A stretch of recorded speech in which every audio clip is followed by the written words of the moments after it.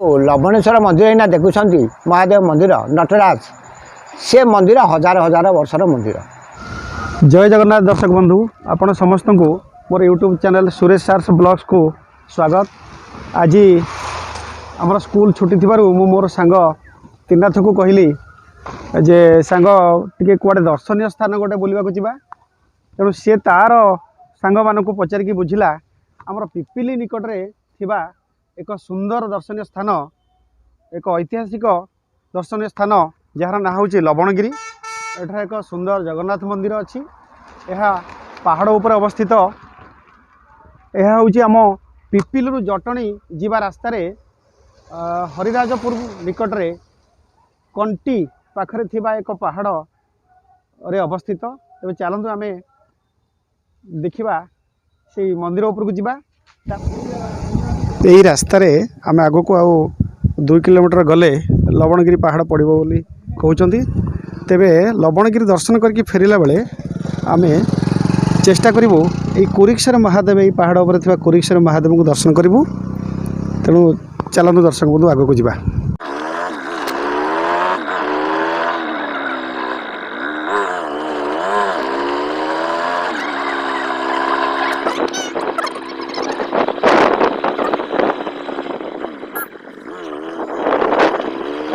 तेरे दर्शक बंधु देखु आम आसी पहुँची गलु एवं लवणगिरी पहाड़ पाददेश ये देखु लवणगिरी पहाड़ पाददेश थिबा जगन्नाथंकर श्री जगन्नाथंकर सुंदर कारुकार्यपूर्ण बोर्डटी। तेबे मु प्रथमे आपन को लावण्यगिरी बोली कहि देथिली। यह लावण्यगिरी नुहे यहाँ हूँ लवणगिरी। आसतु जीवा ऊपर को। तेबे हे देखु आम आसी पहुँची गलु एवं से लवणगिरी जगन्नाथ मंदिर निकटरे ये दूर देखा जाऊँ देखु सुंदर भव्य मंदिर लोकमत प्रकाशित यह बहु वर्षर पुराणा जगन्नाथ मंदिर किंतु सरकार तरफ यार रिमोडिफिकेशन एवं करा जायछि। तेबे ऊपर को जीवा देखिबा यार अतीत इतिहास विषय किछि जानिबा।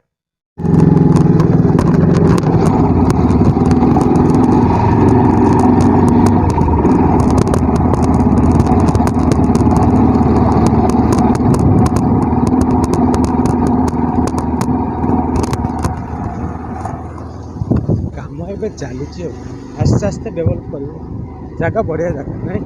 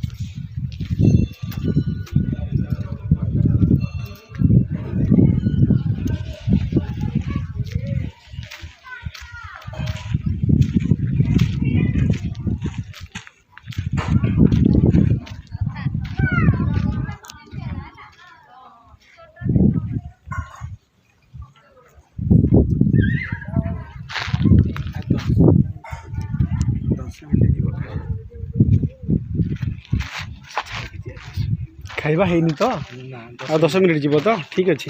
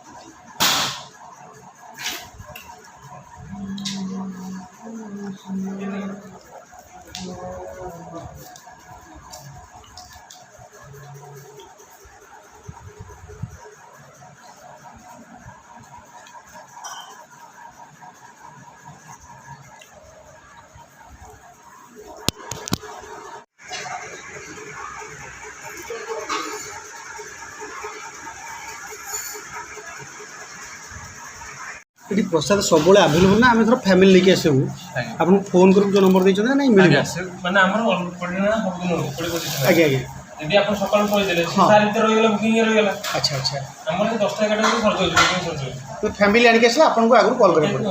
ଏ ଯେଉଁ ମନ୍ଦିର ଏବେ ପହଡ଼ ପଡ଼ିଯାଇଛି ଆଉ ଖୋଲିବନି ଏବେ ଦୁଇଟା ଖୋଲିବ ତ ଆଜ୍ଞା।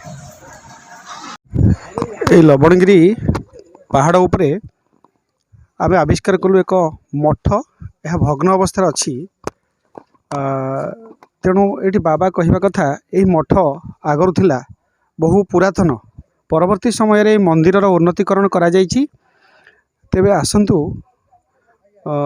କିଛି ପଚାରି ବୁଝିବା এই ବାବାଙ୍କୁ এই ମଠ ବିଷୟରେ ଏବଂ ଏଇଠିକାର ଐତିହାସିକ ଘଟଣା ବିଷୟରେ।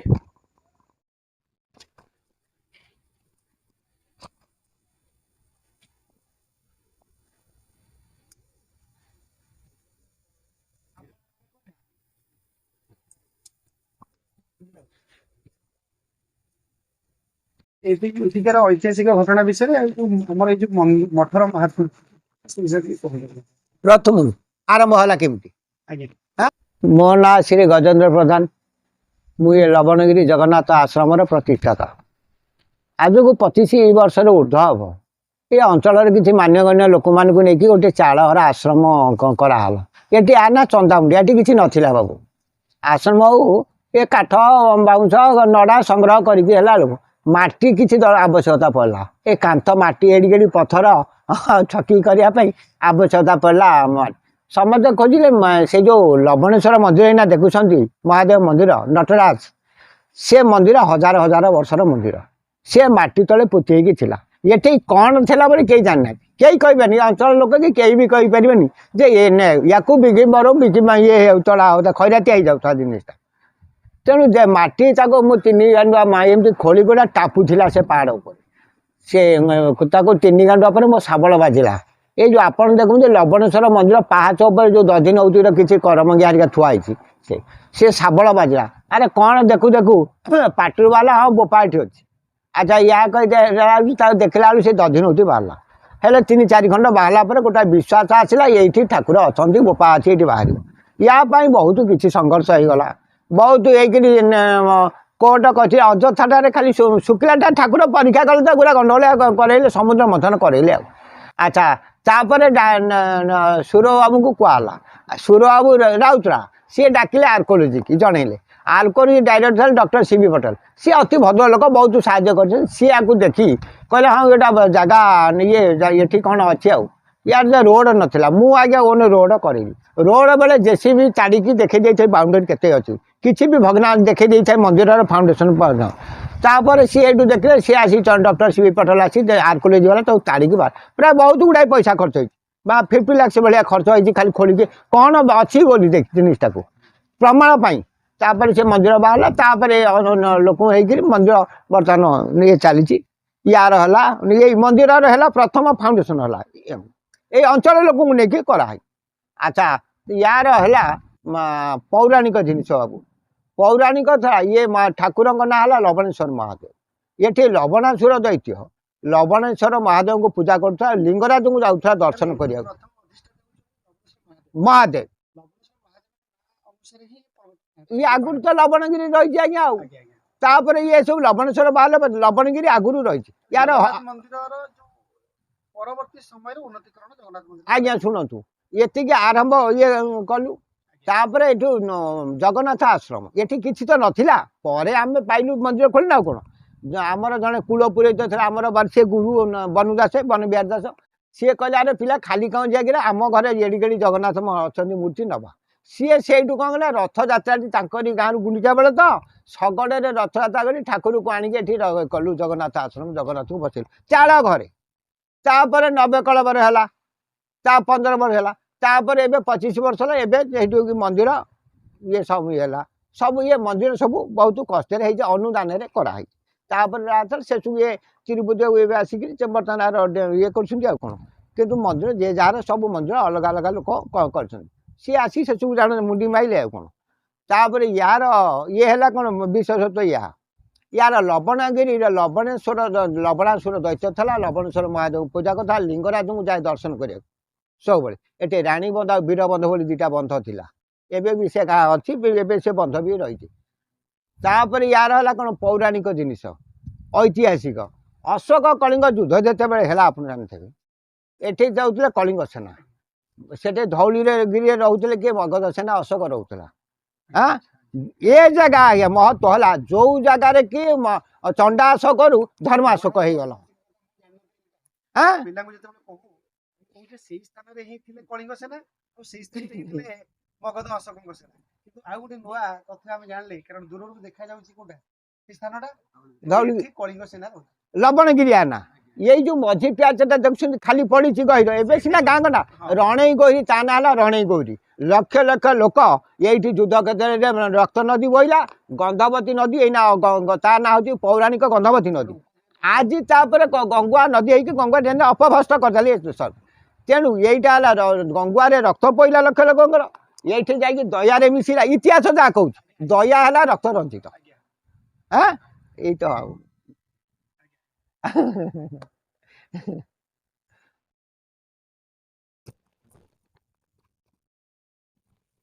ଧନ୍ୟବାଦ ଆଜ୍ଞା ଆପଣଙ୍କର ଅନେକ ଉପାଦେୟ ତଥ୍ୟ ଯୋଉଟା ମୁଁ ଜାଣିନଥିଲି ଯେ ମୁଁ ଭାବୁଥିଲି ଯେତେବେଳେ କଳିଙ୍ଗ ଆଉ ଅଶୋକ ମଗଧର ରାଜା ଅଶୋକଙ୍କର ଯୁଦ୍ଧ ଚାଲିଥିଲା ବୋଧହୁଏ ଧଉଳି ପର୍ବତ ଉପରେ ହିଁ କଳିଙ୍ଗ ସେନାମାନେ ଅବସ୍ଥାପିତ କରୁଥିଲେ କିନ୍ତୁ କଳିଙ୍ଗ ସେନାମାନେ ଏଇ ଲବଣଗିରି ପାହାଡ଼ ଉପରେ ରହୁଥିଲେ ଏବଂ ଏଇ ଲବଣଗିରି ପାହାଡ଼ ତଳେ ଥିବା ଯୋଉ ବିସ୍ତୀର୍ଣ୍ଣ ଅଞ୍ଚଳ ସେଇଠି ହିଁ ଯୁଦ୍ଧ ହେଉଥିଲା ସେଇଟା କହୁଛି ରଣେଇ ଗହିରୀ ସେଇ ରଣକ୍ଷେତ୍ର ସେଇ ଆଜ୍ଞା ଆଜ୍ଞା ଆଜ୍ଞା ଏଇଠି ଯୁଦ୍ଧ ହେଲା ପରେ କଳିଙ୍ଗ ସେନାଙ୍କର ରକ୍ତ ଯାଇ ମିଶିଲା ଦୟା ନଦୀରେ ଗଙ୍ଗା ପଡ଼ିଲା ଆଜ୍ଞା ଆଜ୍ଞା ଆଜ୍ଞା ଆଜ୍ଞା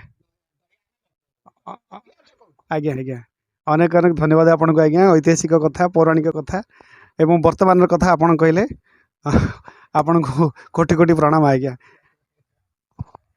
ତେବେ ଏଇ ମଠରେ ଥିବା ବାବାମାନଙ୍କ ଠାରୁ ଆମେ ଯାହା ଜାଣିବାକୁ ପାଇଲୁ ଯେ ଏଇ ପାହାଡ଼ର ନାଁ ହେଉଛି ଚନ୍ଦାମୁଣ୍ଡିଆ ପାହାଡ଼ ମାନେ ଏହା ଚାରିପାଖ ଗଛ ଉପରେ କିଛି ବି ଗଛ ନଥିଲା ଏବଂ ଏଠିକାର ଯେଉଁ ଅଧିଷ୍ଠାତା ଲବଣେଶ୍ୱର ମହାଦେବ ତାଙ୍କର ଅନ୍ୟ ନାମ ମଧ୍ୟ ଚନ୍ଦାମୁଣ୍ଡିଆ ତେବେ ଲବଣେଶ୍ୱର ମହାଦେବଙ୍କର ନାମାନୁସାରେ ହିଁ ଲବଣଗିରି ହେଇଛି ପରବର୍ତ୍ତୀ ସମୟରେ ଏଠି ଜଗନ୍ନାଥ ମନ୍ଦିର ପ୍ରତିଷ୍ଠା ହେଇଛି ଏବଂ ଜଗନ୍ନାଥ ମନ୍ଦିର ପ୍ରତିଷ୍ଠା ଦାୟିତ୍ୱରେ ରାଜ୍ୟ ସରକାରଙ୍କର ଅବଦାନ ରହିଛି ଆଉ ଏଇ ବର୍ତ୍ତମାନ ଆମେ ଯେଉଁ ବାବାଙ୍କ ସହିତ କଥା ହେଲୁ ସେଥିରୁ ଆମେ ଜାଣିବାକୁ ପାଇଲୁ ଯେ ଯେତେବେଳେ କଳିଙ୍ଗ ଯୁଦ୍ଧ ହେଉଥିଲା ଏଠି ମଗଧର ରାଜା ଅଶୋକଙ୍କ ସହିତ ଏହି ପର୍ବତ ଉପରେ ହିଁ ଅବସ୍ଥାପିତ କରିଥିଲେ ଆମର କଳିଙ୍ଗର ସେନାମାନେ ଟିକେ ମୁଁ ମୋର ସାଙ୍ଗକୁ କହିବି ଯେ କ୍ୟାମେରା ବୁଲେଇବ ସେ ତଳକୁ ସେ ବାବା କହିବା କଥା ଏଇ ତଳେ ଯେଉଁ ବିସ୍ତୀର୍ଣ୍ଣ ଅଞ୍ଚଳ ଆପଣ ଦେଖୁଛନ୍ତି ଏଇ ଅଞ୍ଚଳରେ ହିଁ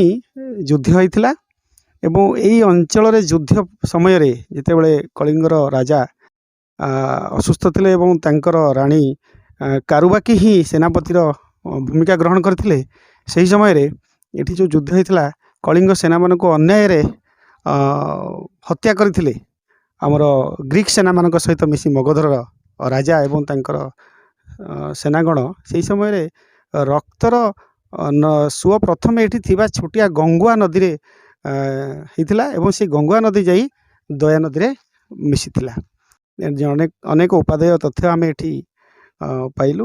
ତେଣୁ ଚାଲନ୍ତୁ ଦେଖିବା ଆଉ କିଛି ସମୟ ପରେ ପୂଜକଙ୍କ କହିବା ଅନୁଯାୟୀ 2ଟା ପରେ ଜଗନ୍ନାଥଙ୍କ ମନ୍ଦିର ଖୋଲିବ। ଆମେ ଜଗନ୍ନାଥଙ୍କୁ ଦର୍ଶନ କରିବା। ତେବେ ମୁଁ ଆପଣଙ୍କୁ ବର୍ତ୍ତମାନ ନେଇଯିବି ଜଗନ୍ନାଥଙ୍କ ଦର୍ଶନ ଅଭିମୁଖେ। ଯାହା ହଉ ଠାକୁରଙ୍କ ଆଶୀର୍ବାଦରୁ ଏଠି ପ୍ରସାଦ ମିଳିଲା ନାହିଁ କି, ଆଉ ସୁନ୍ଦର ଭୋଜନ। ଯେହେତୁ ସକାଳୁ ଆମେ 2 ସାଙ୍ଗ କିଛି ଖାଇନଥିଲୁ, ଠାକୁରଙ୍କ ଆଶୀର୍ବାଦରୁ ଏଠି ପ୍ରସାଦ ସରିଯାଏ। କାରଣ ସିଏ ଯେଉଁ ଯିଏ ଦାୟିତ୍ୱ ନେଇଛନ୍ତି ପ୍ରସାଦର ଦାୟିତ୍ୱ, ତାଙ୍କ କହିବା କଥା ସେ ପ୍ରତ୍ୟେକ ଦିନ 20ଟି ମିଲ୍ର ବ୍ୟବସ୍ଥା କରୁଛନ୍ତି। ଯଦି କେହି ଆସିବେ ତାଙ୍କର ଫୋନ୍ ନମ୍ବର ରଖାହେଇଛି, ସେ ଫୋନ୍ ନମ୍ବରରେ ଯୋଗାଯୋଗ କରି ଆସିଲେ ସେମାନେ ପ୍ରସାଦର ବ୍ୟବସ୍ଥା କରିଥିବେ। ଭଗବାନଙ୍କ ଦୟାରୁ ଆମେ ଠିକ୍ ଟାଇମ୍ରେ ପହଞ୍ଚି ଯାଇଛୁ ଏବଂ ଆମକୁ ପ୍ରସାଦ ମିଳିଗଲା ନାହିଁ କି? କ'ଣ ପ୍ରସାଦ ତତେ ଭଲ ଲାଗିଲା କି ନାହିଁ? ବହୁତ ବଢ଼ିଆ ଲାଗିଲା। ଅନ୍ନ ଡାଲମା ଧନ୍ୟବାଦ। ଆଉ ଆମର ଗୋଟେ ଆମ୍ବୁଲ ରାଇ ହେଇଥିଲା। ହଁ, ମୋତେ ଭୋକ ହେଉଥିଲା। ମୁଁ ଏଇ କଣ୍ଟି ଛକରେ ପଚାରିଲି ଯେ ସେଠି କହିଲେ ନିରାମିଷ ହୋଟେଲ କିଛି ସେଠି ବ୍ୟବସ୍ଥା ନାହିଁ। ଏବଂ ତାଙ୍କୁ ଲବଣଗିରି କଥା କହିଲା ପରେ ସେ ଆମକୁ କହିଲେ ସେଇ ମନ୍ଦିରରେ ହିଁ ପ୍ରସାଦର ବ୍ୟବସ୍ଥା କରାଯାଇଛି।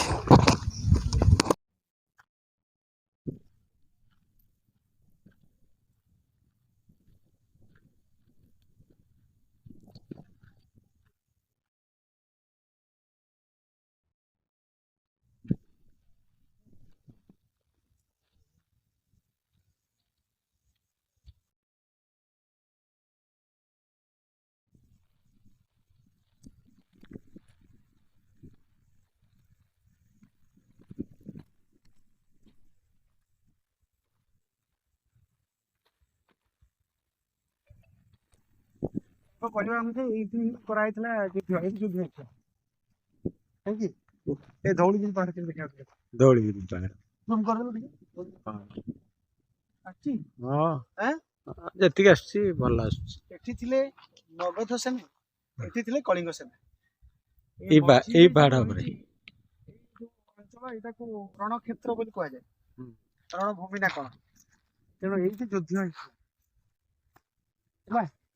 ଆଉ ରାତିରେ ନିରସ୍ତ୍ର ସୈନ୍ୟମାନେ ସେନା ଆସିକିରି ଏଇଠି ତାଙ୍କୁ ଅନ୍ୟାୟରେ ହତ୍ୟା କରିଥିଲେ। ତେଣୁ ଏଇ ଯୋଉ ହତ୍ୟା ପରେ ସୈନିକ ମାନଙ୍କର, କଳିଙ୍ଗ ସେନା ମାନଙ୍କର ଯୋଉ ରକ୍ତର ସୁଅ ଛୁଟିଥିଲା ଏଇ ଯୋଉ ଗଙ୍ଗୁଆ ନଦୀ ବୋଲି କହୁଛନ୍ତି। ଏବଂ ସେଇ ନଦୀର ସୁଅ ଯାଇକି ପଡ଼ିଥିଲା କୋଉଠି? ଦୟା ନଦୀ। ତେଣୁ ଦୟା ନଦୀ କଣ ହେଇଥିଲା? ରକ୍ତର ନଦୀରେ ପରିଣତ ହେଇଥିଲା। ଅନେକ ଐତିହାସିକ କଥା ଅଛି ଯାହା ଲୁଚେଇକି ରଖାଯାଇଛି। ସେତେବେଳେ ମଗଧର ରାଜା ଥିଲେ କଣ ପାୱାରଫୁଲ ଥିଲେ ନା, ତେଣୁ ତାଙ୍କ ଡରରେ ମଧ୍ୟ ଇତିହାସ ଅନେକ କଥାକୁ ଲୁକାୟିତ ରଖିଛି, ଲେଖିବାକୁ ସାହସ କରି।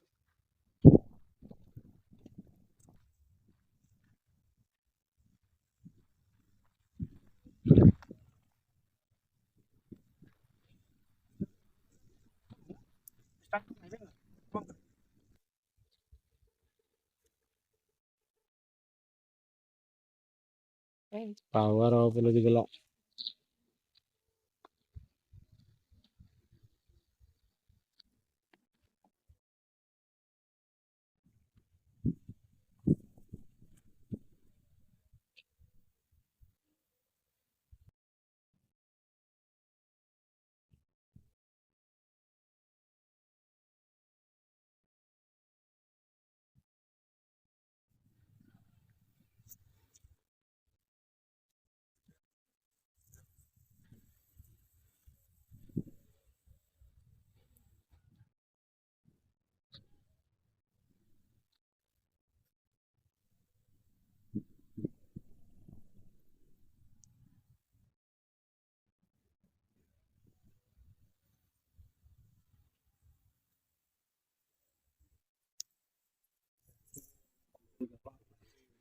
मोबाइल और कैमरा ओ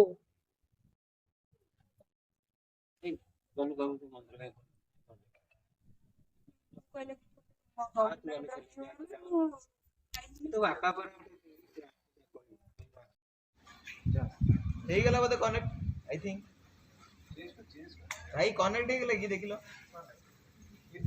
ବଢିଆ ଭାଇ କନେକ୍ଟ ହେଇଗଲା ବୋଧେ ହେଇଯାଇଛି ବା ଶୋ କରୁନି ଆଭେଲେବଲ୍ ଶୋ କରୁନି